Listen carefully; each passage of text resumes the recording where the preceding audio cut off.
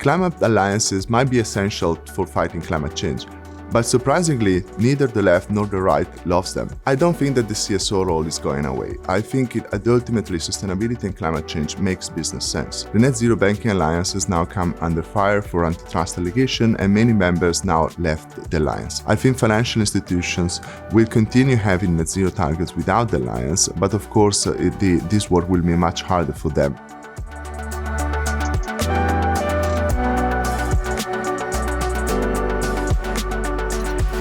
I'm Matteo Gasparini. I'm a climate fellow at Harvard Business School, Institute for Business and Global Society. My research focuses on climate and sustainable finance.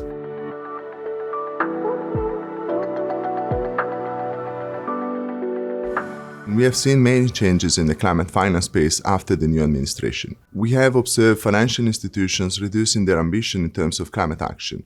And in the past few months, we must observe three changes. The first one is around climate collaboration. We have seen financial institutions pulling out of major financial institutions initiatives such as climate alliances. The second one is on climate governance. We have seen some banks demoting top sustainability roles and cutting back on teams.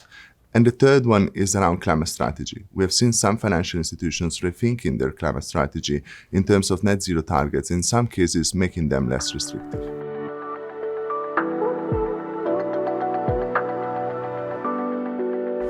We have seen top sustainability roles being demoted and teams cut back. I think it's still too early to tell where the industry is heading. We have just seen some early movers. At the same time, it's also useful to put this into a broader perspective. 5 years ago, very few institutions had any team working on climate-related and sustainability issues, and now all major institutions and pretty much all institutions have teams dedicated to climate and sustainability. I don't think that the CSO role is going away. I think that ultimately sustainability and climate change makes business sense. The wildfires in Los Angeles are just an example of how important climate risk will become in the future, and financial institutions are very aware of this, and that's the reason why they have teams. I think there's just a reassessment around ambition after the new administration and more generally after the strong ambition in the past few years.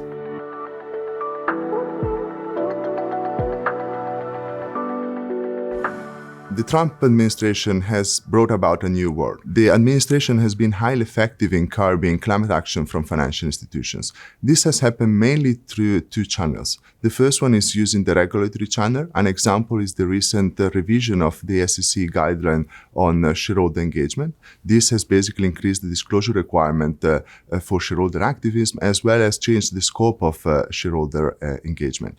And effectively, this has put a barrier in terms of shareholder engagement around climate action and environmental action. The second one is through a set of lawsuits as well as allegations. And there is a major lawsuit, multi-state lawsuits involving some asset managers in the United States claiming that their environmental action is detrimental to investors as well as consumers. Other examples are antitrust allegations which forced and pressured many financial institutions, in particular banks, to exit some of the most important collaborative initiatives such as the Net Zero Banking Alliance.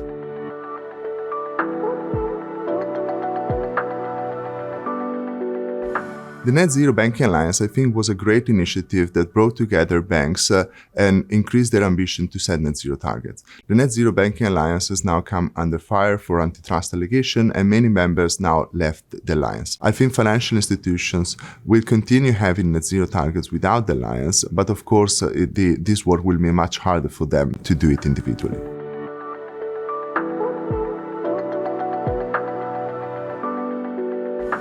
I would expect that the new revision on the SEC guidance will stop asset managers from engaging with portfolio companies. This is because it's becoming too risky for them in this new political landscape to engage with portfolio companies and push forward environmental agendas.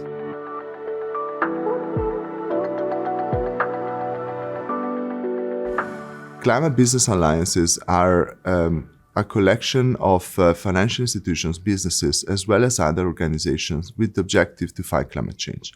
Climate business alliances are important for developing new capabilities, setting new standards, as well as creating accountability structures that do not exist. Firms participating in climate business alliances are pretty much across the globe. Of course, the highest ambition is in Europe, and this movement perhaps started in Europe, but all banks across the world are now participating in these initiatives. In our research, we identified 75 climate business alliances.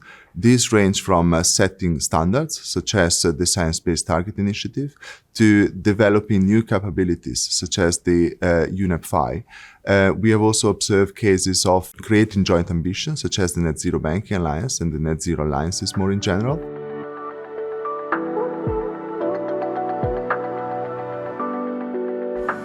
Climate alliances might be essential for fighting climate change, but surprisingly, neither the left nor the right loves them. The left doesn't like them because they claim they are greenwashing, they're not doing enough. The right doesn't like them because they are engaging in ESG and environmental agendas, which are against their policy priorities.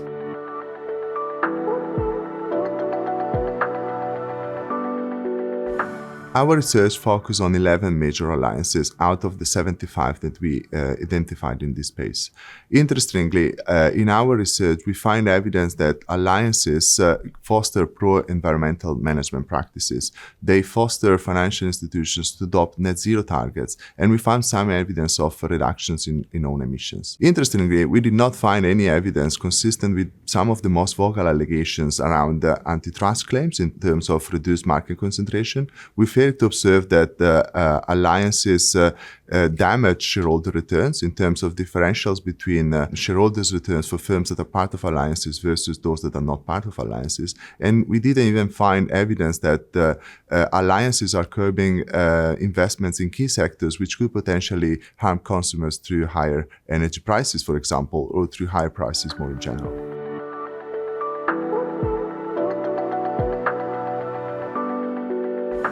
The findings that surprised me the most are that alliances are actually useful for businesses because it's much more efficient to develop capabilities within alliances rather than develop capabilities as an individual institution. One of the most surprising alliances is the Task Force for Climate-Related Financial Disclosure. They developed novel standards for climate-related disclosure which were adopted by the broader industry, and now they have been taken over by the International Sustainability Standard Boards. Interestingly, the TCFD stopped their activity because it fulfilled its action. And I think this is a very great news because it's a signal that financial institutions as part of alliances could actually achieve something meaningful, which otherwise we wouldn't have gotten.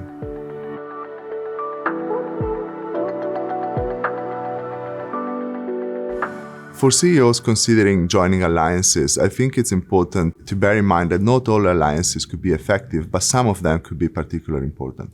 So it's important for CEOs to think about what type of alliance makes their work more effective and what type of capabilities they have to develop internally, which they could better develop as part of alliances.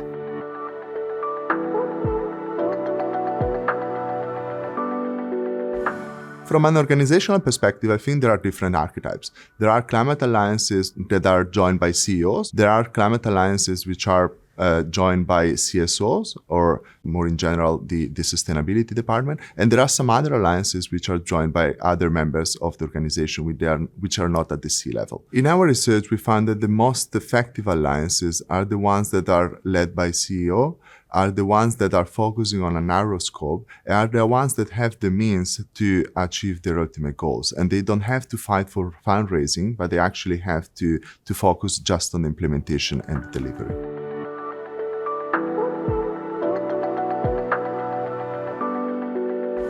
I think climate change is ultimately a systemic challenge.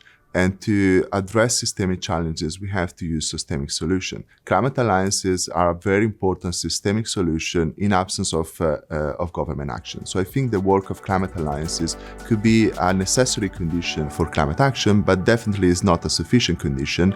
We need much more work from all the organizations, including governments.